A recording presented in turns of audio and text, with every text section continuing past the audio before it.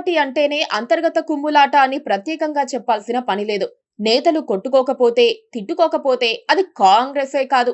కొట్టుకొని గాంధీ భవన్ ఫర్నిచర్ ను తగలబెట్టిన ఘటనలు కూడా ఉన్నాయనుకోండి. రేవంత్ రెడ్డి సీఎం అయిన తర్వాత కూడా కాంగ్రెస్ పార్టీలో నో చేంజ్. రాష్ట్రంలో ఏ సమస్య వచ్చినా, ఎలాంటి సమస్యలు లేకుండా ప్రశాంతంగా ఉన్నా తెలంగాణ కాంగ్రెస్ నేతలు మాటల యుద్ధం చేసుకోవాల్సిందే. ఇప్పుడు బీజేపీకి చెందిన కేంద్ర మంత్రి బండి సంజయ్ కుమార్ తనయుడు సాయి భగీరథ్ లైంగిక వేధింపుల వ్యవహారం కూడా కాంగ్రెస్ నేతల్లో చిచ్చుపెట్టింది.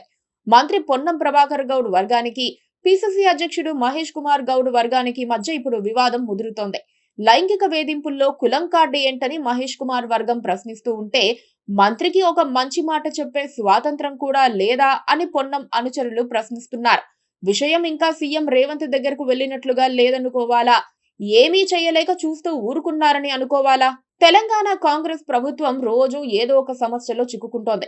తనది కాని సమస్యను కూడా హ్యాండిల్ చేయలేక అడ్డంగా బుక్ అవుతోంది. అసలే కేరళ ఎన్నికల్లో సీఎం రేవంత్ తలదూర్చి బొప్పి కట్టించుకున్నారని ఒక వార్త బాగా ప్రచారమైంది. దాని నుంచి బయటపడలేక సీఎం తంటాలు పడుతూ ఉంటే, ఇతర సీనియర్ నేతలు మరిన్ని సమస్యలు తెచ్చిపెడుతున్నారు.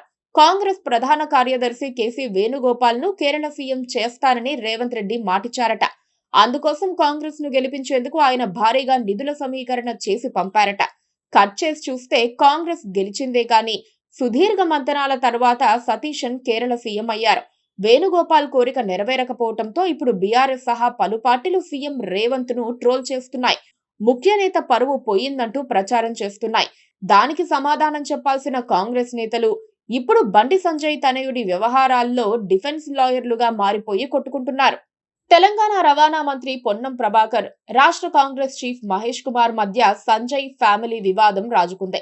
అటు సాయి భగీరథ్, అటువైపు బాధితురాలు ఇద్దరు ఒకే కులానికి చెందిన వారని పొన్నం ప్రభాకర్ గుర్తు చేశారు. కుల సంఘం పెద్దల మధ్యవర్తిత్వంతో సమస్యను పరిష్కరించుకోవాలని ఆయన సూచించారు. లేని పక్షంలో పెళ్లి చేసుకుంటే సమస్య తీరుతుందని పొన్నం ఒక సలహా పడేశారు. పొన్నం తీరు కాస్త విమర్శలకు అవకాశం ఇచ్చేదిగా ఉన్నప్పటికీ కాంగ్రెస్ పార్టీ కరెక్ట్ గా దాన్ని హ్యాండిల్ చేయలేకపోయిందనే చెప్పుకోవాలి. పొన్నం వ్యాఖ్యలు వ్యక్తిగతమని, పార్టీకి ప్రభుత్వానికి దాంతో సంబంధం లేదని మహేష్ గౌడ్ ప్రకటించడంతో కాంగ్రెస్ లో అంతర్గతంగా గొడవలు మొదలయ్యాయి. మహేష్ గౌడ్ వ్యాఖ్యలకు మంత్రి పొన్నం సమాధానం చెప్పలేదు. ఆయన అనుచరులు మాత్రం పిసిసి చీఫ్ పై గట్టిగా అరుస్తున్నారు. పొన్నం కూడా మంత్రేనని, ఆయన మంచి మాటలు చెబితే తప్పేంటని వాళ్ళు ప్రశ్నిస్తున్నారు. ఏ న్యాయమైనా మహేష్ గౌడ్ మాత్రమే చెప్పాలా అని నిలదీస్తున్నారు. మరి పార్టీ పెద్దల హెచ్చరికలను క్యాడర్ పట్టించుకుంటుందా అన్నది $1,000,000 ప్రశ్న.